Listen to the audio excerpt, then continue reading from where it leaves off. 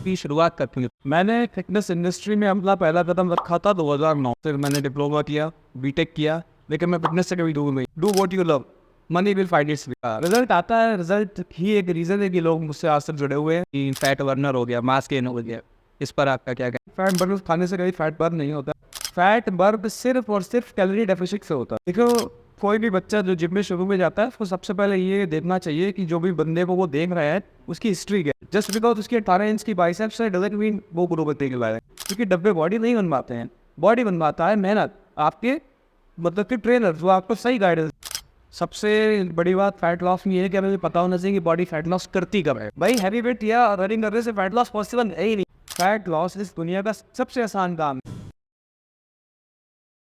नमस्कार, मेरा नाम है अनुराग नंदन। स्वागत है आपका मेरे YouTube channel Chai with Babu पर।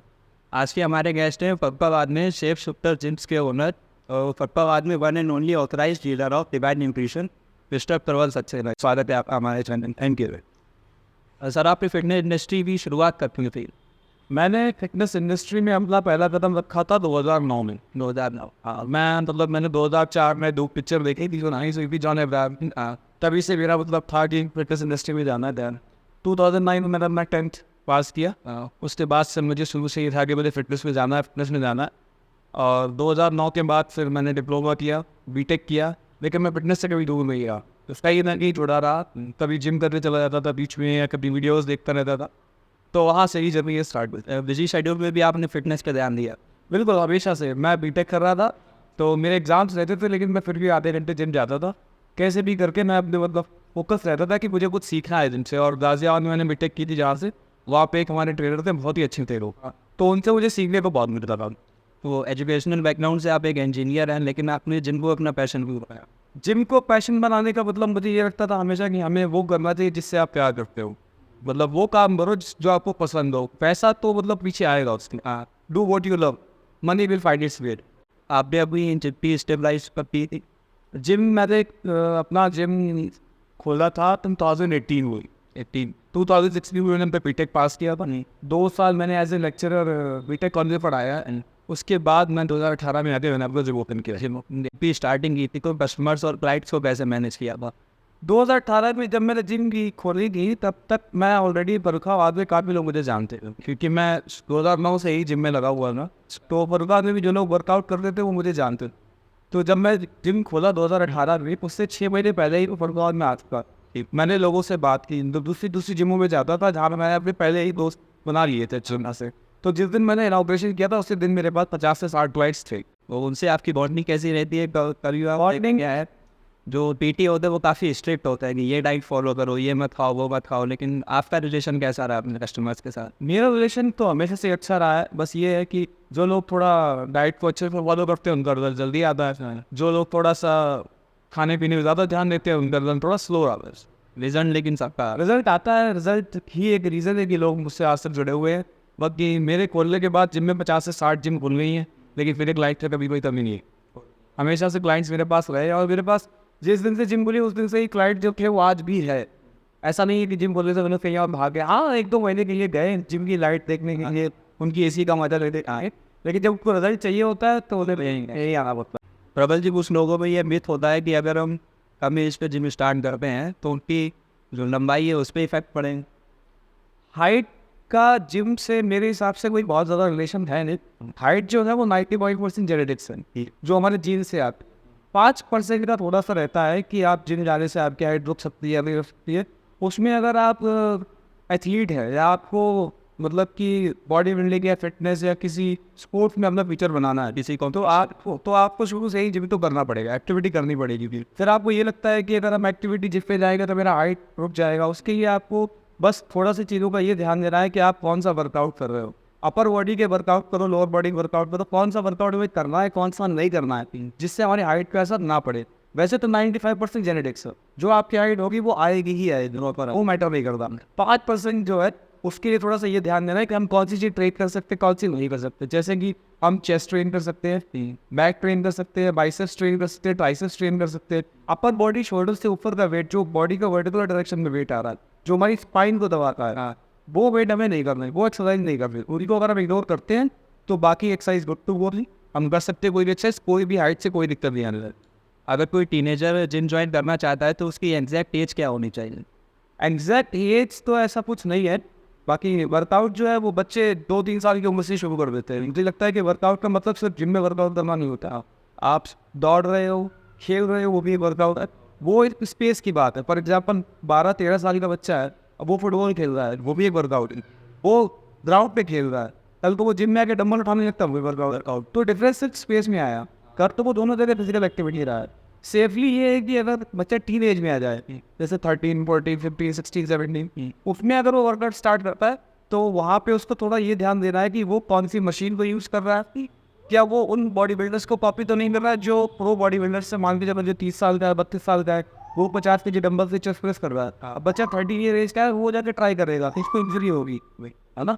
तो वो चीज़ हमें थोड़ी सी ध्यान में दे रही है कि अगर आप 13-14 में जिम जाते हो तो आप या तो अपने पापा के साथ जाओ या अपने भाई के साथ जाओ या जिम ट्रेनर को हायर करो जो आपको ये बताए कि आपकी कौन सी एक्सरसाइज से इंजरी होगी, कौन से नहीं होगी। कहा तो ये है कि अगर आप 13 के बाद हैं तो आप फिजिकल एक्टिविटी करने के लिए गुड टू गो हैं।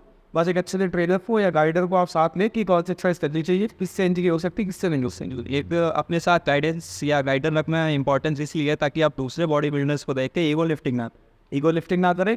वो एक्सरसाइज आपके लिए है भी या नहीं है। मान के चलो आप 13 या 15 की एज में है फॉर एग्जांपल, और आपको हाइट का इशू है, लेकिन एक ईगो प्रो बॉडी बिल्डर जो है वो स्क्वाड मार रहा है 140 किलो से, ठीक है, और आप 15 साल के हो, आपकी एज बढ़ना एक 21-22 तो पॉसिबल है, लेकिन आप उसको देख के मार रहे हो स्क्वाड्स, तो आपका स्पाइक दम प्रेस करेगा। वहाँ पे आपको ये गाइड करने वाला बंदा होना चाहिए कि बेटा ये मत करो, इससे आपकी हाइट रुक सकती है, अदरवाइज बाकी कोई एक्सरसाइज करो। और जरूरी नहीं कि बैक्स को आप बनाने के लिए स्क्वाड्स से मारें, ये सब मिथ है। मैं कभी स्क्वाड नहीं मारता, फ्री मेरे रिलैक्स अच्छे। कोई ऐसे पर्टिकुलर एक्सरसाइज नहीं जो आपके पार्ट्स को ग्रो कर दे। एक मसल को ट्रेन करने के लिए बहुत सारे तरीके हैं, है ना। आप लंजेस लगाओ, आप एक्सटेंशन लगाओ, किसी एक पर्टिकुलर मसल को ट्रेन करने के लिए जो एक्सरसाइज आपके लिए नहीं बनी है वो मत करो। एक बॉडी के लिए हर चीज़ सेम नहीं हो सकेंगे, जो आपके लिए अच्छा है वो मेरे लिए अच्छा नहीं हो सकता, ठीक है। तो हमको किसी को कॉपी नहीं करना है, ना किसी की डाइट, ना किसी का वर्कआउट, ना किसी का लाइफस्टाइल। जो चीज़ मेरे लिए फेवरेबल है वो करें। मार्केट में काफ़ी ज़्यादा प्रोडक्ट्स अवेलेबल रहते हैं जिनके बेसिस पे कस्टमर भटक जाते हैं, जैसे कि फैट बर्नर हो गया, मास गेन हो गया। इस पर आपका क्या कहना है? फैट बर्नर एक फास्ट क्लेम है। फैट बर्नर खाने से कभी फैट बर्न नहीं होता, ये तो सभी को पता है। बहुत सारे इन्फ्लुएंसर्स ऑलरेडी बता चुके हैं कि फैट बर्नर खाने से फैट बर्न नहीं होता है। फैट बर्नर खाने से फैट बर्न क्यों नहीं होता है वो थोड़ा सा क्लैरिफाई करने की ज़रूरत है। तो फैट एक्चुअली में होता क्या है? फैट होता है ट्राइग्लिसराइड, तीन फैटी एसिड होते हैं, थ्री फैटी एसिड्स जो ग्लिसरॉल मॉलिक्यूल से मिलकर ट्राइग्लिसराइड बनाते हैं, ठीक है। अब फैट बन गया, फैट को ब्रेक करने के लिए क्या करना है? हमारी बॉडी में एंजाइम्स होते हैं, 3 एंजाइम्स होते हैं, प्रोटीज, लिपिड्स, एमिलेज, ठीक है। प्रोटीज प्रोटीन को ब्रेक करता है, लिपिड्स फैट को ब्रेक करता है, और एमिलेज कार्ब को ब्रेक करता है, ठीक है। तो अब हमें अगर फैट बर्न करना है तो हमारा जो बॉडी में एंजाइम है, जो लिपिडेज है, वो क्या करेगा? ये 3 फ्री फैटी एसिड्स को ग्लिसरॉल मॉलिक्यूल से अलग करेगा, और बाकी के जो हमारे बॉडी में ऑर्गेन्स है वो उन 3 फैटी एसिड्स को यूज़ करेंगे फैट के वो बर्न करने के। ये हो गया आपका फैट बर्न करने का प्रोसेस। अब लोग बोलते हैं फैट बर्न खा लो, जीरा पानी पी लो, नींबू पानी पी लो, वो सब मतलब फास्ट किया लो, उसको पीने से कुछ नहीं होता। वो आप पियोगे, बॉडी में जाएगा, हमारे स्टमक पे जाएगा, हमारे जीआई ट्रैक में जाएगा, उसको डाइजेस्ट होके थोड़े बहुत उसके जो कंपाउंड्स है वो हमारे ब्लड वेसल में जाएंगे और डाइजेस्ट हो जाएगी। उनका जैसे जीरा पानी हुआ या फैट बर्नर हुआ, उनका हमारे ट्राइग्लिसराइड से कोई रिलेशन है ही नहीं। जब ट्राइग्लिसराइड से कोई रिलेशन हुआ ही नहीं तो वो फैट बर्न कैसे करेगा? बर्न नहीं करें, वो बेवकूफ़ बनाने की विधि है, वो मतलब पैसे बनाने की विधि है। 300 का फैट बर्नर 1800 में बना दिया, या कोई गोली खिला दी कि इससे फैट बर्न हो जाएगा। फैट बर्न सिर्फ और सिर्फ कैलोरी डेफिसिट से होता है। अगर आप कैलोरी डेफिसिट मेंटेन करोगे तो ही फैट बर्न होगा, कोई भी चीज़ फैट बर्न नहीं कर सकती। ये सब बेवकूफ़ बनाने की विधि है। कई सारे सोशल मीडिया इन्फ्लुएंसर्स एक कंट्रोवर्सी लेकर आए कि प्रोटीन का जो इंटेक है वो सत्तू कंप्लीट कर देता है। प्रोटीन का कंपैरिजन सत्तू से करना मतलब मुझे नहीं लगता बिल्कुल भी सही है।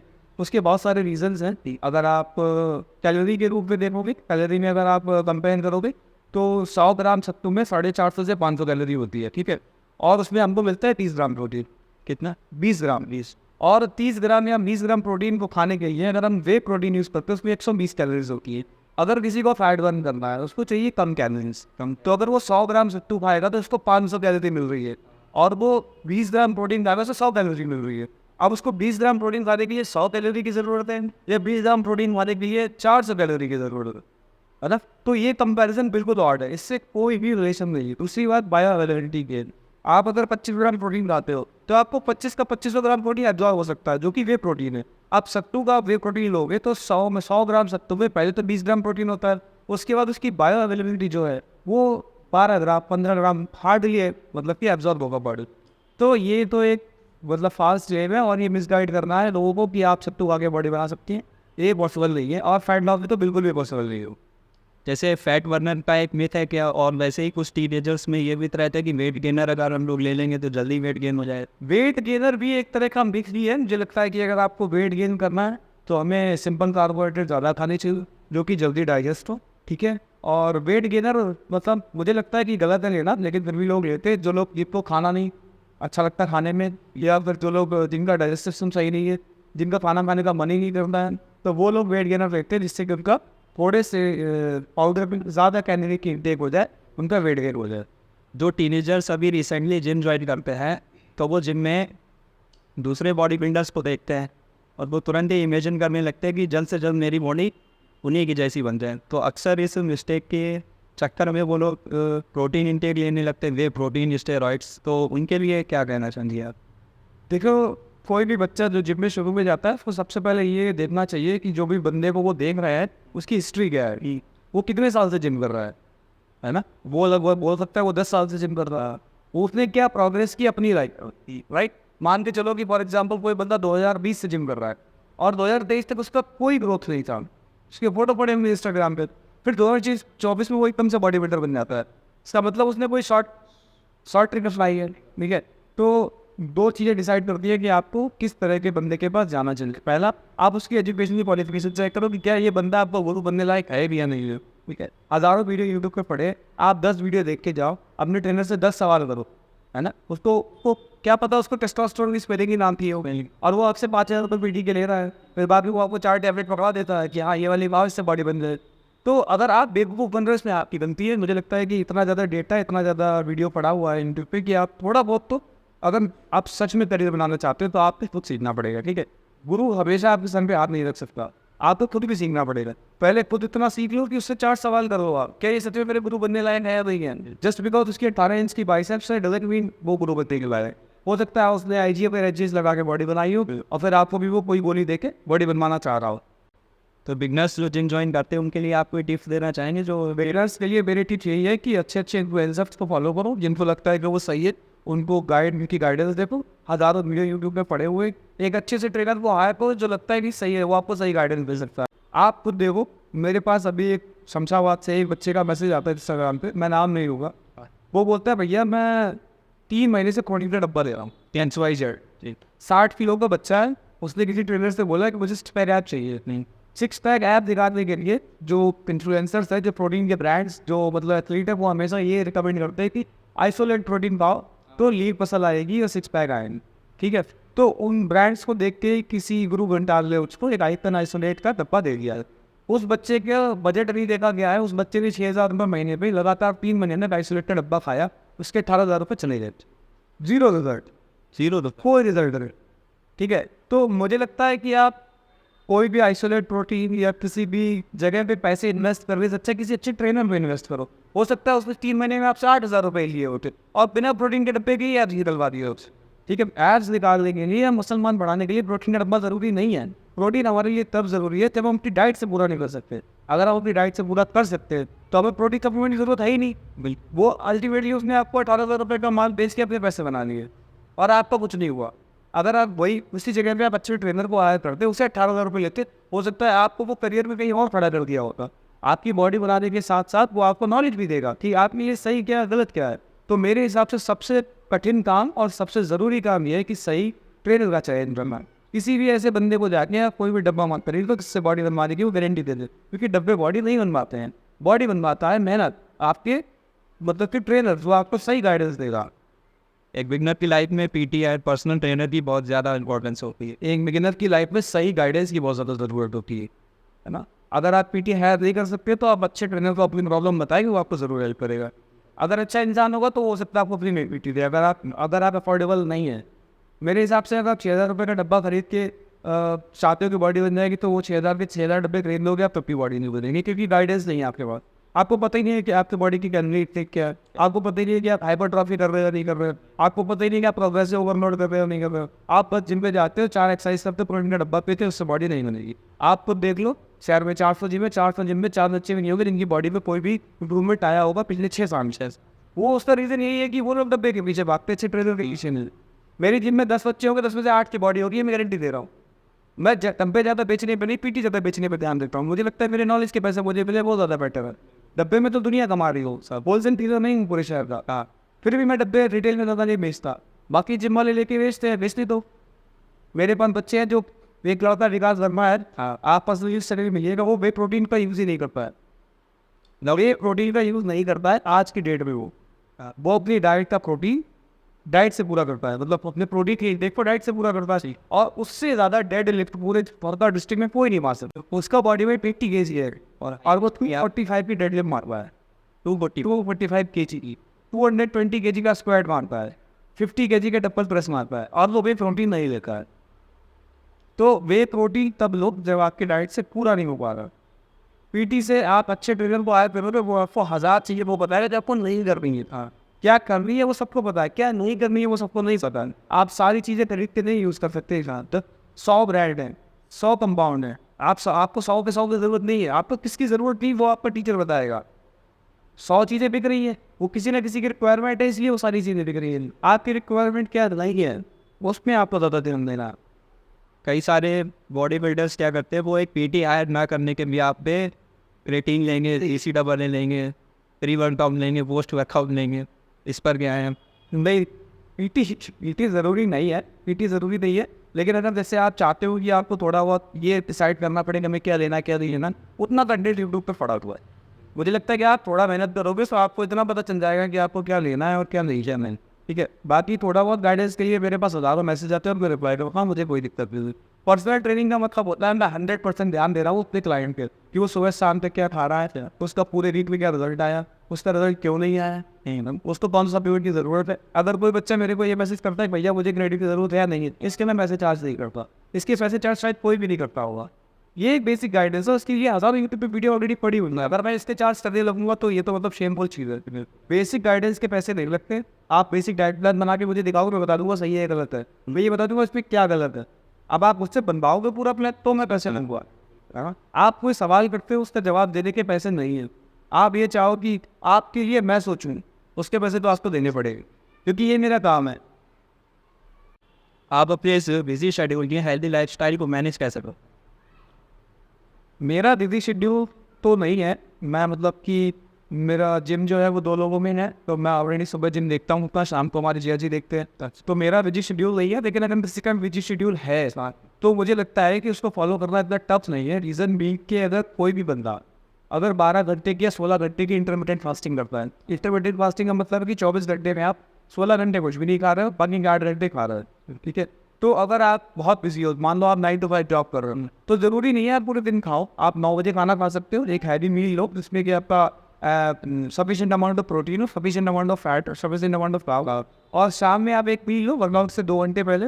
उन 2 मीलों में ही आप अपना पूरा का पूरा इंटेक कर सकते हो। तो अगर जो लोग एक्सक्यूज़ देते हैं कि मैं 9 to 5 जॉब करता हूँ, मैं वर्कआउट नहीं कर सकता, मेरी डाइट भी होती, ये मुझे लगता है कि एक्सक्यूज़ है, और डाइट करना इतना टफ नहीं है। कई लोगों को लगता है कि एक फिटनेस इन्फ्लुएंसर बनना काफ़ी आसान है, और वो लोग सोशल मीडिया से इन्फ्लुएंस होकर फिटनेस इन्फ्लुएंसर में अपना कैरियर चेंज कर देते, तो उनके लिए आपकी क्या एडवाइस है? फिटनेस इन्फ्लुएंसर बनना आसान तो कुछ भी नहीं है लाइफ में। आपको कोई भी काम करना होगा उसमें मेहनत करनी पड़ेगी। अभी आप पॉडकास्ट चला रहे हो, आप भी लोगों को अप्रोच करते हो, अपना टाइम देते हो, 2-3 घंटे हम लोगों को देते हो, उसके बाद 4-5 घंटे एडिटिंग को देते हो, उसके बाद पोस्ट करते हो, फिर ये उम्मीद करते हो कि लोग उसको लाइक करेंगे, सब्सक्राइब करेंगे, शेयर करेंगे। आसान कुछ भी नहीं है, ठीक है। आपको मेहनत करनी ही पड़ेगी। फिटनेस इन्फ्लुएंसर बनने में थोड़ा सा ये है कि पहले आपको खुद को ट्रांसफॉर्म करना होगा, पहले आपको खुद को प्रूव करना होगा कि मुझे कुछ आता है, मैंने ये ट्रांसफॉर्म किया है, तभी लोग आपको फॉलो करें। तो आपको पहले कम से कम अपनी लाइफ के 4 से 5-6 साल आपको अपने फिटनेस पे देने पड़ेगी। आपको एक ऐसा स्ट्रक्चर बनाना पड़ेगा जिससे लोग इंप्रेस हो देख के। आपको ऐसी नॉलेज जनरेट करनी होगी जिससे लोगों का फ़ायदा हो, ना कि नुकसान। उससे क्या होगा कि फिर आपको थोड़ा सा हेल्प मिलेगा, और मुझे लगता है कि आगे आने वाले टाइम में फिटनेस इन्फ्लुएंसर या फिटनेस ट्रेनर का जॉब सबसे सेफ जॉब है। जैसे जैसे AI आ रहा है वैसे वैसे लोगों की जॉब को खतरा हो रहा है। ChatGPT दुनिया के आधे से ज़्यादा काम कर देता है, लेकिन वो फिटनेस ट्रेनर नहीं बन सकता, वो आपको खड़े होकर एक्सरसाइज नहीं करा सकता। तो अगले आने वाले 20 सालों के लिए जो सबसे सेफ जॉब है वो फिटनेस ट्रेनर की है या जिम ओनर की है। बाकी की सारी जॉब्स AI लेने वाला है, और एलन मस्क ऑलरेडी बता चुके हैं इस बारे में कि AI इतना खतरनाक हो सकता है। तो मुझे लगता है जो भी बच्चे 13-14 साल के और वो आगे फिटनेस में जाना चाहते हैं, तो मुझे लगता है ये बहुत ही गुड टू गो है और आपको मेहनत करनी चाहिए, क्योंकि अगले 20 से 30 साल फिटनेस के ही है। और इंडिया में वैसे भी ओबेसिटी कितनी हाई है, लोग मोटे होते चले जा रहे हैं, बर्गर पिज़्ज़ा मोमोज खाते चले जा रहे हैं, और वो आपके ही क्लाइंट हैं। आप पढ़िए और आपका फ्यूचर अच्छा है। फर्स्ट ऑफ ऑल, अगर दूसरों को बदलना है तो सबसे पहले उन्हें खुद को बदलना। बिल्कुल, आपको पहले प्रूव करना होगा, लोग आप पे बिलीव क्यों करेंगे। आप अगर खुद को प्रूव करेंगे तभी लोग आप पे बिलीव करेंगे। आपने अगर खुद को ट्रांसफॉर्म किया होगा तभी वो कहेंगे कि अगर ये बंदा खुद को कर सकता है तो हमें भी कर सकता है। तो एक नॉर्मल सी प्रॉब्लम है जिस पे अभी आपने बात की थी, वो फास्ट फूड का इंटेक ज़्यादा करते हैं, जिसकी वजह से वो ओबेसिटी का शिकार हुआ है। तो फैट लॉस कैसे करें बोलो? सबसे बड़ी बात फैट लॉस में ये है कि हमें पता होना चाहिए कि बॉडी फैट लॉस करती कब है। ठीक है, जैसे फॉर एग्जांपल हम बात कर रहे थे, जब मैंने कोई चीज़ उठाई या मैं चला, उसमें क्या होता है, बॉडी को चाहिए फ्यूल। ठीक, फ्यूल हमारी बॉडी में 2 टाइप से होता है, एक इंट्रामस्कुलर ग्लाइकोजन, एक इंट्रामस्कुलर ट्राइग्लिसराइड। 2 टाइप से हमारी बॉडी में फ्यूल डिपॉजिट होता है, एक मसल की फॉर्म में ग्लाइकोजन होता है, एक फैट के फॉर्म में होता है। तो अब ये फ्यूल बॉडी चूज कब करेगी, ये कौन डिसाइड करेगा? तो ये डिसाइड करता है कि हमारे जो एक्टिविटी है उसकी इंटेंसिटी। मतलब अगर हम बहुत तेज काम कर रहे हैं, मान लो रनिंग कर रहे हैं या ज़्यादा डंबल उठा रहे हैं, हमको पर्याप्त सांस नहीं मिल रही है, या हम ब्रिस्क वॉक कर रहे हैं, चल रहे हैं, आराम से बैठ के बात कर रहे हैं, तो वो एक्टिविटी जो आराम से कर सकते हैं, इसमें हमको अच्छे से सांस मिल रही है, ऑक्सीजन अवेलेबल है, वहाँ पे क्या होगा, वहाँ पे आपकी बॉडी फैट को यूज़ करेगी। फैट को एरोबिक ऑक्सीडेशन बोलते हैं उसको। जब ऑक्सीजन की प्रेजेंस में किसी फ्यूल को लिया जाए, अगर ऑक्सीजन की प्रेजेंस है और आप वर्कआउट कर रहे हो, तो फैट जो होगा वो ऑक्सीडाइज होगा ऑक्सीजन की प्रेजेंस में। ठीक, और जब ऑक्सीजन की प्रेजेंस से फैट होगा बाद में, तो उसे बोलेंगे एरोबिक ऑक्सीडेशन, एरोबिक ऑक्सीडेशन, और उस एक्टिविटी को बोलेंगे एरोबिक एक्टिविटी। ठीक है, दूसरी चीज़ हो गई कि दूसरा फ्यूल, जब हम वर्कआउट कर रहे हैं बहुत हाई इंटेंसिटी का, बहुत तेज भाग रहे हैं या ज़्यादा वेट लिफ्टिंग कर रहे हैं, वहाँ पे क्या होगा, हमें अच्छे से सांस नहीं मिले, वहाँ पे ऑक्सीजन की हल्की सी कमी लगेगी, वहाँ पे होगा एरोबिक ऑक्सीडेशन। वहाँ पे हमारी बॉडी फैट को ऑक्सीडाइज कर ही नहीं पाएगी, ऑक्सीजन अवेलेबल नहीं होगी तो फैट को ऑक्सीडाइज नहीं कर पाएगी, तो बॉडी हमारा कौन सा थिंग यूज़ करेगी, वहाँ पे करेगी इंट्रामस्कुलर ग्लाइकोजन, जो कि ग्लूकोज की फॉर्म में हमारे बॉडी में सार्कोप्लाज्म या साइटोप्लाज्म स्टोर होता है। तो मेन चीज़ है कि मेरी बॉडी फैट कब बर्न करेगी हमें पता होना चाहिए। बहुत सारे जिम ट्रेनर बोलते हैं कि जाओ ट्रेडमिल पे आधा घंटा रनिंग करो और आपका फैट लॉस होगा, हैवी वेट उठाओ, हैवी वेट का फैट लॉस होगा। भाई हैवी वेट या रनिंग करने से फैट लॉस पॉसिबल है ही नहीं, क्योंकि तब आपको सफिशिएंट अमाउंट ऑफ ऑक्सीजन मिल ही नहीं रही है। और जब सफिशिएंट अमाउंट ऑफ ऑक्सीजन नहीं मिल रही है तो बॉडी उस समय इंट्रामस्कुलर ग्लाइकोजन की यूज़ करेगा, जो फ्यूल हमारे ग्लाइकोजन में ग्लूकोज के फॉर्म में बॉडी में होगा, ना कि फैट के फॉर्म में। फैट कब बर्न होगा? फैट तब बर्न होगा जब आप अच्छे से सांस ले पा रहे होगे, स्लो एक्टिविटी होगी। तो पहली बात तो ये है कि जिम में आके फैट बर्न नहीं होता, जिम में आके मसल ब्रेक होती है खाने का, फैट बर्न होता है कैलोरी डेफिशिएंट से।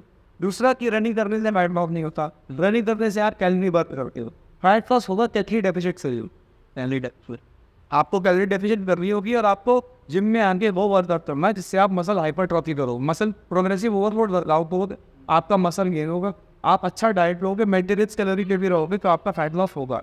रनिंग करने से, भागने से उस समय फैट लॉस नहीं होता है, फैट लॉस तभी होगा तो वो अच्छे से ऑक्सीजन ले पाएंगे। ये जो एक मिथ है कि आप जिम में जाके जितना हैवी लिफ्ट करेंगे उतनी जल्दी आप फैट लॉस करेंगे, नहीं, ज़्यादा हैवी लिफ्ट करने से कोई मतलब फ़ायदा नहीं है। मुझे लगता है कि आप वो लिफ्ट करो जो आपके लिए कंफर्टेबल हो। मान के चलो आप 12 kg का डंबल से 10 रैप लगा सकते हो और 15 kg के डंबल से 2 रैप, वो आपकी मैक्सिमम वेट हो गया। आप 20 किलो के डंबल से 1 रैप लगाने की कोशिश मत करो जब तक कि आप 15 kg के डंबल से 10 रैप ना लगा रहे हो। ठीक है, आप इंजरी प्रोन एरिया में बच जाओ।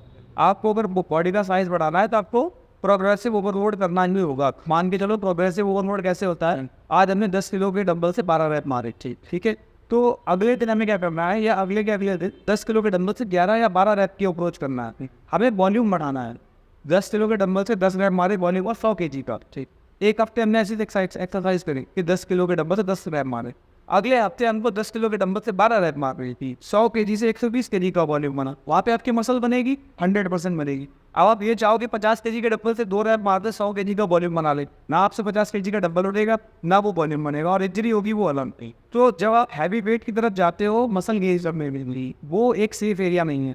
वेट अगर आपको स्ट्रेंथ ट्रेन करना है, आपको लगाना है, पावर लिफ्टर बनना है, मान लो 250 किलो की डेडलिफ्ट या 200 किलो का स्क्वाट मारना है, तो आप स्ट्रेंथ ट्रेन करो। अगर आपको मसल गेन करना है तो आपको वॉल्यूम बढ़ाना होगा, और वो सेम वेट में वॉल्यूम बढ़ सकता है। अगर आप इंजरीज के विचार से इंजरी इतनी प्रोन नहीं रहेंगे, आप इंजरी से सेफ रहेंगे। और सबसे बड़ी बात है कि आप कम वेट से ही मसल गेन कर सकते हैं। ऐसा कोई ज़रूरी नहीं है कि आपको 200 किलो का स्क्वाट मारोगे तभी आपके क्वाड्स को गेन्स हो गए, ऐसा कोई मिथ नहीं है ऐसा। जिसने अभी फिटनेस जर्नी अपनी स्टार्ट की है उसके लिए आपकी क्या एडवाइस? तो जिसने भी अभी अपनी फिटनेस जर्नी को स्टार्ट किया, मुझे लगता है सबसे पहले उसे अच्छे ट्रेनर या अच्छे गाइडेंस की ज़रूरत है।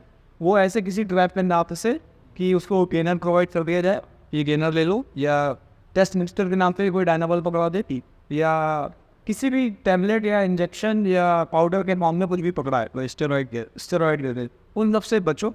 हो सकता है आपको पता भी ना और आप स्टेरॉइड यूज़ कर रहे हैं और आपका करियर खत्म हो जाए वहीं के वहीं। मान के चलो आपको नेचुरल कंपटीशन करना है फ्यूचर में, आईसीएन इंडिया वगैरह खेलना है, ठीक है, और आप ऐसे किसी गुरु भट्टाल के पास गए जिसे इस चीज़ की नॉलेज ही नहीं है, उसने आपको उठा के एक टेस्टोस्टेरोन बूस्टर के नाम पे डायनाबॉल दे दी, ठीक है, आपके बॉडी के अंदर स्टेरॉइड पहुंच गया और आपको पता भी नहीं चला। आप 2, 4, 5 साल बाद जब आप नेचुरल कंपटीशन खेलोगे वहाँ पे आप ट्रैप हो जाओगे, वहाँ पे आपका ब्लड टेस्ट होगा और आपको तो जाएगा आपने स्टेरॉइड किया है। तो आपको धोखे से भी स्टेरॉइड किया जा सकता है। तो मुझे लगता है कि सबसे पहले आपको, मेरा वही सबसे पहला क्लेम ही रहता है कि एक अच्छा ट्रेनर ढूंढो शहर में जिसको नॉलेज हो, और उसकी नॉलेज चेक करने के लिए पर्याप्त वीडियो यूट्यूब पे है।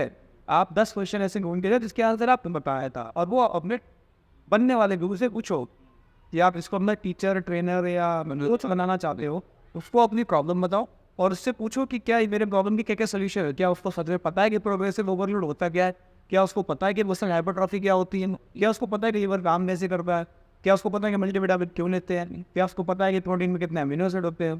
ठीक है, ये सारे सवाल आप आराम से पूछ सकते हो कि भाई कॉम्प्लेक्स कार्ब क्या होता है, सिंपल कार्ब क्या होता है। अगर उसको ये नॉलेज नहीं है तो हमें नहीं लगता वो आपका ट्रेनर बनने के लायक है ना। आप उसका 16 इंच का बाइसेप देख के मत जाओ, वो सब इंजेक्शन से बने हुए बॉडी है। मुझे लगता है कि आपको अच्छे ट्रेनर की ज़रूरत है, और अच्छा सवाल जवाब करके ही अपने ट्रेनर को हायर करो। इतने सारे पैसे देने का मतलब नहीं है अगर आप किसी अनपढ़ जाहिल आदमी को इतने पैसे देके अपनी लाइफ को वेस्ट कर रहे हो।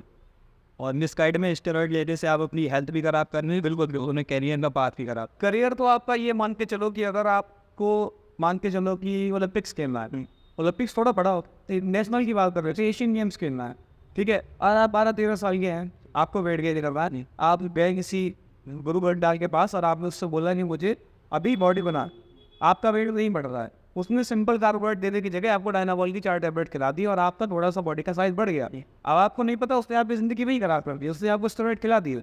आप आज भी 4 साल 5 साल बाद जब आपने टेस्ट कराओगे तो उसने वो स्टेरॉइड निकल आएगा। 4 साल बाद यूज़ करें तो बिल्कुल स्टेरॉइड ऐसे टेस्ट है जो आप एक बार यूज़ करो सिंगल टाइम, वो आपकी बॉडी में ऐसे चेंजेस लाते हैं जो नेचुरल से डिफरेंस होते हैं, ठीक है। आपका हार्ट का साइज बढ़ा देगा, आपकी किडनी का साइज बढ़ा देगा, आपके लीवर का साइज बढ़ा देगा। ये ऑर्गन्स के साइज अगर बढ़ जाते हैं तो वो वापस नहीं आते हैं, उसी साइज में रहेंगे। और एक नेचुरल बच्चे के ऑर्गन का साइज, एक स्टेरॉइड बच्चे के ऑर्गन, वो फिर नहीं पता चल जाएगा। तो आपके ब्लड टेस्ट कराएगा, आपको कुछ भी कराएगा वो पता कर लेगा आपने लिया नहीं है, और आपका पीरियड खत्म हो गया। सबसे सबसे सबसे ज़रूरी चीज़ ये है कि आप अच्छे गाइडेंस होल्डर रहे जो आपकी लाइफ के साथ खिलवाड़ ना करे सिर्फ 1000-2000 रुपये की लगा। तो प्रोटीन की तरफ ज़्यादा इन्वेस्ट करने से अच्छा आप एक पीटी पे इन्वेस्ट करें। प्रोटीन पे इन्वेस्ट करने से ज़्यादा है अपनी एजुकेशन पे इन्वेस्ट करें, पीटी पे इन्वेस्ट मत करें। अगर आप अफोर्ड नहीं है, मान के चलो आपके पास 3000, 4000, 5000 रुपये नहीं है, आप पीटी पे इन्वेस्ट नहीं कर सकते, तो आप किसी भी अच्छे इन्फ्लुएंसर पे जाइए, गुरुमान है और बहुत सारे हैं, उन पर जाके आप देखिए। मुकेश गहलोत है, गुरुमान है, और एक गौरव तनेजा है जो IIT से पास आउट है। बहुत सारे यूट्यूबर्स हैं जो आपको फ्री में बहुत ज़्यादा ज्ञान दे देंगे। अगर आप पीटी हायर करना चाहते हैं, आप अफोर्ड कर सकते हैं, तो खुद को नहीं कर सकते हैं तो कम से कम अपनी नॉलेज ले लीजिए कि ये आपको डायनाबॉल की टैबलेट ना दे दे जिससे कि आपकी ज़िंदगी पे लग जाए। जी, आपके जिनके क्लाइंट की कोई ऐसी सक्सेस या कोई ऐसी ट्रांसफॉर्मेशन स्टोरी है जिससे लोग इंस्पायर? सक्सेस स्टोरी तो मेरे बहुत सारे क्लाइंट हैं, 2-3 क्लाइंट तो ऐसे हैं कि जो हमारे यहाँ से जिम उन्होंने बॉडी बनाई, कॉम्पिटिशन्स खेले, आज उन्होंने जिनके ट्रेनर बने हैं और अच्छा उनका दर चल रहा है। उनका मैं नाम नहीं लेना चाहूँगा। 2-4 बच्चों के मैं नाम मैं ले सकता हूँ, जैसे विकास वर्मा है हमारा, वो बहुत ही अच्छा एथलीट है और उसकी कंडीशनिंग मेरे हिसाब से पूरे डिस्ट्रिक्ट में अभी तक किसी की नहीं है उसके जैसी कंडीशनिंग। ना उसके इतना बॉडी वेट में कोई वेट लगा सकता है और वो अच्छा फेमस भी है शहर में। और मिस्टर फरुखाबाद का टाइटल भी जीत चुका है। पहला कॉम्पिटिशन था उसका लाइफ का, द बॉडी वेट है उनका, उसका बॉडी वेट 79 kg है। 79 80 kg के ब्लास्ट कितने रहे हैं क्या बियार उसका, मैंने बताया ना आपको, उसका बेंच प्रेस 135 kg का है और डेडलिफ्ट 245 kg का है और स्क्वाड उसका मेरे हिसाब से 220 से 250 के बीच में है। और एक हमारे फ्रेंड हैं और जिम ओनर हैं और स्टूडेंट भी हैं, सारे रिलेशन मेरे उसे भाई भी हैं, उनका नाम है रोहित ठाकुर। उन्होंने उनके ट्रेनर ने, एक बताता हूँ मैं आपको, शुरुआत में उनके ट्रेनर थे, तब रोहित ठाकुर का मेरा कोई कनेक्शन नहीं था, तो उनके पास एक ट्रेनर था जो उनकी जिम को देखता था, रोहित ठाकुर। हाँ, उनका डायमंड फिटनेस जिम है नदियाबाग, 5 घाट में डायमंड फिटनेस जिम है, सिक टावर के नाम से था। तो उनकी डाइट में उस ट्रेनर ने लस्सी लिखी थी, सुबह उठते ही आपने लस्सी पीनी है। बंदे का वेट मेरे हिसाब से 80 kg या 75 kg था और उसके ट्रेनर ने उसको एक शुरुआत में उठते ही मतलब ब्रेकफास्ट में लस्सी थी, उसके बाद एक कीवी था, मतलब ड्रास्टिक चेंज था कैलोरी में। जो बंदा 5000 से ज़्यादा कैलोरी खा रहा है उसको 1200 कैलोरी पे ला के रख दिया आपने। उस ट्रेनर को ये नहीं पता है कि कोई बंदा 5000 कैलोरी खा रहा है, उसको 1200 कैलोरी लाने पे उसके सिस्टम का क्या हाल होगा, उसके बीएमआर का क्या हाल होगा।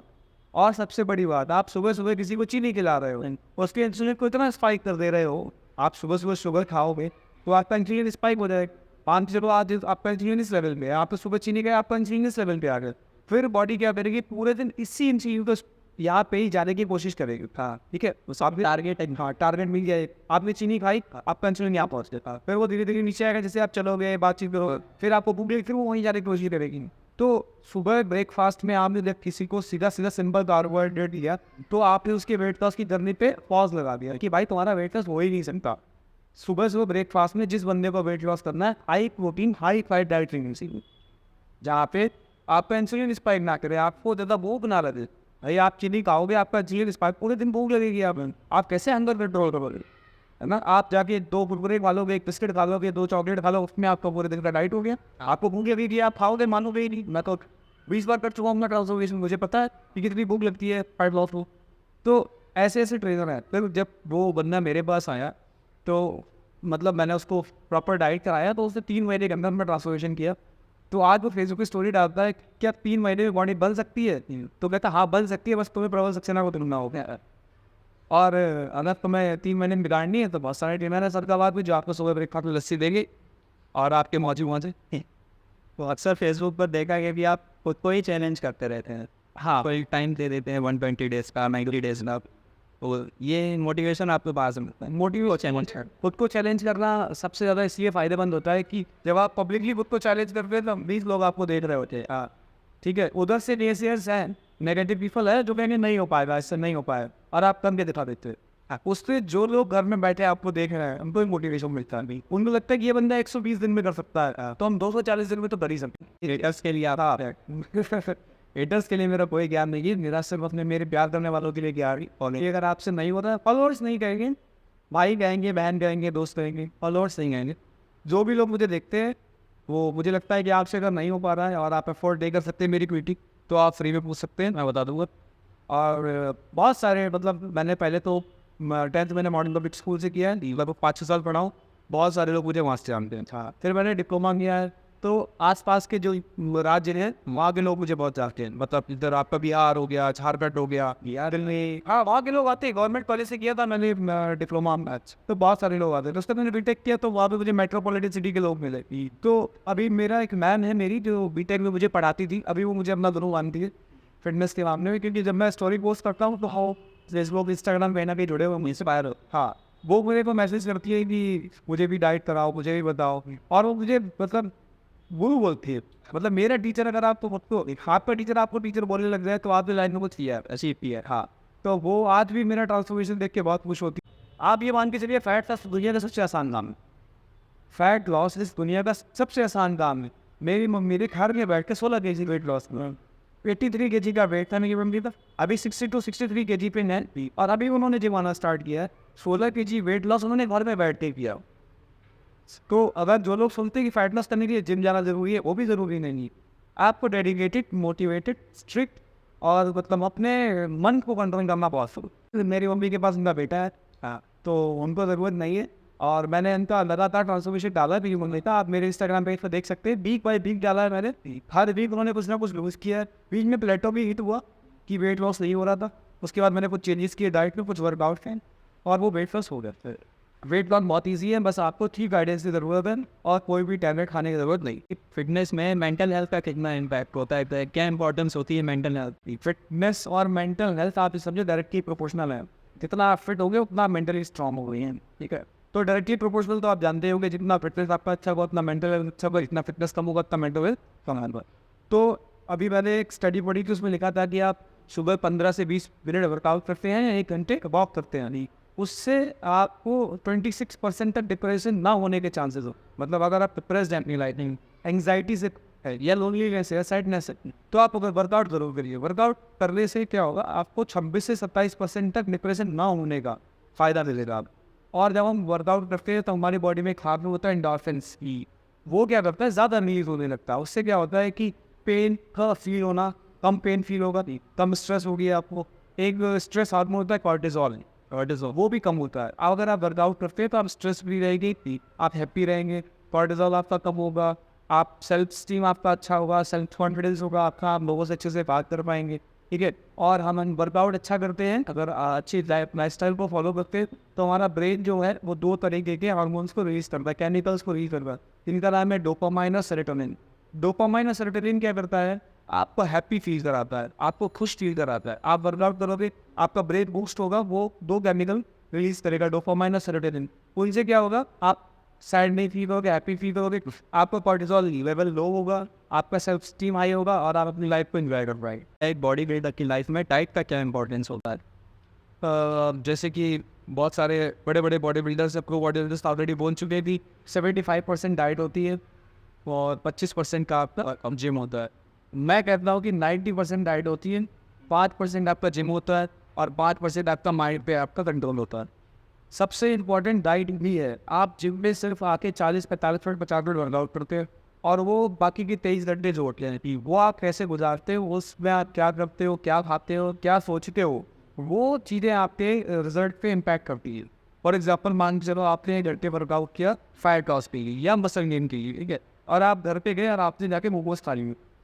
अब 5-6 मोमोज खा के आप ये मान के चलो कि 6 मोमोज खाओ तब तो नियरली 500 कैलोरी मिलेगी, ठीक है। 500 कैलोरी खाने के बाद आपको प्रोटीन कितना मिला, हेल्दी फैट कितना मिला, हेल्दी कार्ब्स कितना मिला, आपको नहीं पता, लेकिन आपने 500 कैलोरी को कंज्यूम कर लिया अभी। तो डाइट तो मतलब 90% है।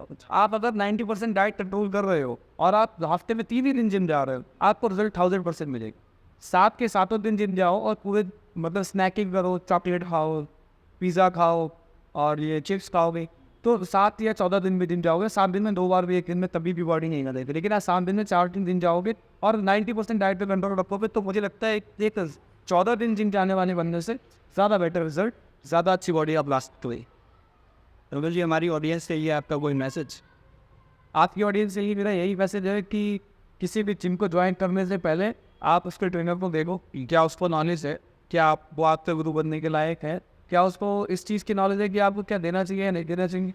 अगर वो आप उससे कहते हो कि भैया मुझसे वेट नहीं उठ रहा है या मेरा वजन नहीं घट रहा है और वो डायरेक्टली आपको कोई इंजेक्शन बोल दे, तो उसको वही हाथ जोड़ लो तुरंत और दूसरी जिम को देख लो। शायद मैं 40 जिम है, मुझे लगता है 40 जिम में से कम से कम 5-6 जिम में तो ऐसे होगी जहाँ पे एजुकेटेड बंदे हो गई। मैं ये क्लेम नहीं करता कि मैं ज़्यादा पढ़ा लिखा हूँ, शायद मुझे लगता है कि और भी लोग होंगे जो स्लीपर बिल्ड टाइप के होते हैं, जो ज़्यादा नहीं बोलते हैं, ज़्यादा सोशल नहीं, लेकिन उसको नॉलेज होती है। अच्छे ट्रेनर होंगे, ज़रूर होंगे, और वो आपको पता करना है। आपको अगर फिटनेस में बहुत आगे तक जाना है तो मुझे लगता है कि आपको एक अच्छे ट्रेनर भी या अच्छे एजुकेटेड बंदे की ज़रूरत है, और एजुकेटेड बंदा होने के साथ साथ वो एक अच्छा इंसान भी हो। एजुकेटेड बंदा अगर आपके अच्छे इंसान होने का गलत फ़ायदा भी हो सकता है ना, तो मुझे लगता है कि आपको 2 चीज़ों का चीज़ करना बहुत ज़रूरी है। एक तो वो अच्छा इंसान, एक उसको एजुकेशन होनी चाहिए। उसकी एजुकेशन क्वालिफिकेशन क्या है, कहीं वो उल्टा छाप तो नहीं ना, आप उसके बाइसेप्स का साइज़ या उसकी वेट लिफ्टिंग की स्ट्रेंथ को देख के उसके आप स्टूडेंट बन बनेंगे। जैसे एग्जाम्पल मेरा ही स्टूडेंट है विकास वर्मा था, वो 250 किलो की डेडलिफ्ट मारता है, लेकिन उसने कभी ये ट्रेन नहीं किया कि मैं तुम्हें ट्रेनिंग दे सकता, कभी ट्रेन नहीं किया। उसके पास ये मैसेज आते हैं भैया मेरी बॉडी बनवा दो, वो सीधा मेरा नंबर देता है, भैया से बात कर लो, इन्होंने ये बनवाई, क्योंकि उसने मुझे फॉलो किया है, उसने मुझसे सीखा है, लेकिन वो बताने की कंडीशन में अभी भी नहीं है, तो वो कभी किसी को फ्री का ज्ञान नहीं देता है। लेकिन आजकल के ट्रेनर हैं जो मेरे यहाँ से निकले हुए हैं मन थोड़ी सी बाइसेप बना रही है, वो दूसरी जिम्मे जगह ट्रेनर की नॉमिनी कर रहे हैं और उनको कुछ भी नहीं पता। मैं लिटरली बता रहा हूँ, वो चेस्ट को चास्ट लिखते हैं, चैंपियन को चैपमैन लिखते हैं, एक्सरसाइज को एक्सक्यूज लिखते हैं। मेरे पास स्क्रीन शॉट है, लोग टेस्टोस्टेरोन की स्पेलिंग नहीं आती उन्हें, और वो बच्चों से 5-5 हज़ार पीटी के पैसे लेते। तो मैं उन बच्चों पे दया खाता हूँ कि उन पर क्या हाल हो रहा होगा। जिस बच्चे को चेस्ट की स्पेलिंग नहीं आती, जिस ट्रेनर को, वो तुम्हें क्या गाइड देना, है ना। तो मेरी उनसे तो कोई दिक्कत नहीं है, वो ऐसे लोग लाखों हैं और हम उनका कुछ नहीं कर सकते। हम अपने ऑडियंस को या अपने भाई बहनों को ये बता सकते हैं कि आप खोडो लिखो और बेसिक अंडरस्टैंडिंग के लिए यूट्यूब पर्याप्त है, और सही ट्रेनर को जांचने के लिए, उनका एग्जामिन करने के लिए 10 सवाल रेडी रखो होंगे। अगर वो आपके 10 के 10 सवाल के जवाब दे सकता है तो 3500 की जगह उसे 5,000 में होगी, वो आपके बहुत सारे पैसे बचवा देगा। वैलिड होंगी, हाँ, वो 5,000 आपने 50,000 बचा देंगे। पैसे बचाने के साथ साथ हेल्थ लिमिट